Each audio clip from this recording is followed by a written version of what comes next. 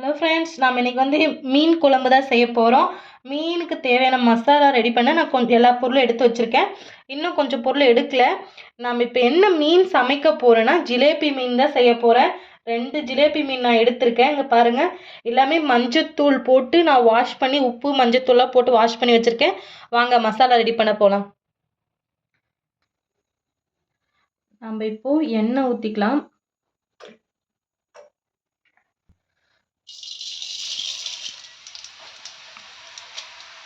நம்ம எண்ணெய் ஊற்றி இப்போ வந்து இது போட்டுட்டோம், மல்லி போட்டுட்டோம். மல்லிக்கு அப்புறம் ஜீரகம் மிளகும் நம்ம போட்டுக்கலாம்.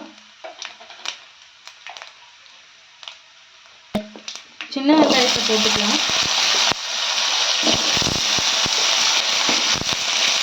மிளகாவை போட்டுக்கலாம். காரத்துக்கு தகுந்த வரமிளகாய் போட்டுக்கோங்க. அப்புறம் கொஞ்சமாக பூண்டு போட்டுக்கோங்க. கட் பண்ணி வச்சு இப்போ தக்காளி ஆட் பண்ணிக்கலாம். கட்டிக்கலாம். அவ்வளோதான், நம்ம வதக்கியாச்சு. இதை நம்ம மிக்சி ஜாரில் வந்து மாற்றிக்கலாம். அதான் நம்ம மிக்சி கப்பில் வந்து நம்ம பண்ண எல்லாம் வதக்குனதெல்லாம் ஆட் பண்ணியாச்சு. நம்ம இதை மிக்சியில் அரைச்சிடலாம். அதே பாத்திரத்துலேயே நம்ம இப்போ மறுபடியும் அதையே வச்சுக்கலாம். நம்ம அதில் இப்போ எண்ணெய் ஊற்றிக்கலாம். நல்லா நிறைய எண்ணெய் ஊற்றிக்கோங்க. நம்ம வெந்தயம் போட்டுக்கலாம். இப்போ நம்ம கட் பண்ணி வச்சுருக்க வெங்காயத்தை ஆட் பண்ணிக்கலாம். இதுக்கு நல்லா சின்ன வெங்காயமே நீங்கள் யூஸ் பண்ணுங்கள். அப்போ தான் நல்லாயிருக்கும் டேஸ்ட்டு. ஃபுல்லாக அதுலேயும் சின்ன வெங்காயம் தான் போட்டிருக்கேன், இதுலேயும் சின்ன வெங்காயம் தான் போட்டிருக்கேன். அப்புறம் நம்ம கட் பண்ணி வச்சுருக்க இஞ்சி போட்டுக்கலாம் கொஞ்சம். அப்புறம் நம்ம பூண்டு போட்டுக்கலாம். நல்லா வதக்கிக்கலாம். எண்ணெயிலே நல்லா வதக்கிக்கோங்க.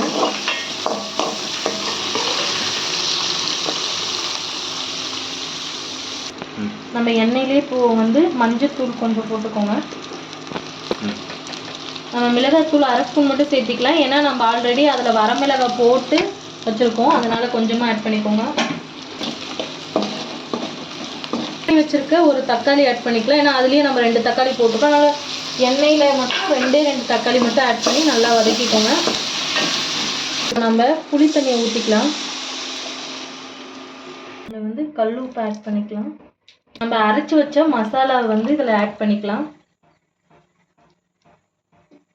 மிக்ஸ் பண்ணிக்கலாம்.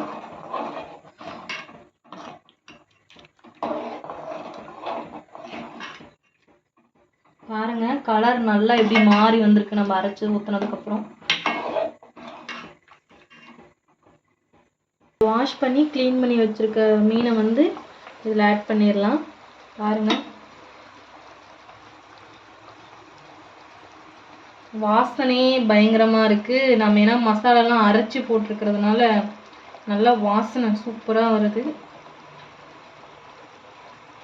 பாருங்கள், நம்ம இதை வந்து கிண்டக்கூடாது. அப்படியே மேலாப்ப அது முழுகிற அளவுக்கு மட்டும் நம்ம குழம்பு எடுத்து ஊற்றலாம். பாருங்கள், குழம்பு நல்லா கெட்டியாகிடுச்சு.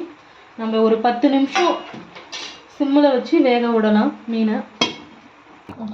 அவ்வளோதான். பாருங்கள், நம்ம மீன் குழம்பு ரெடி ஆயிடுச்சு. வாங்க பார்க்கலாம் மீன் குழம்பு. பாருங்கள், சூப்பராக வந்துருக்கு.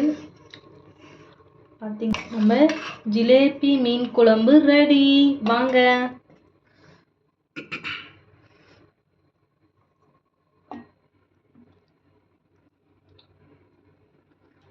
ஓகே ஃப்ரெண்ட்ஸ், நீங்களும் இந்த மாதிரி ட்ரை பண்ணி பாருங்கள். பாய்.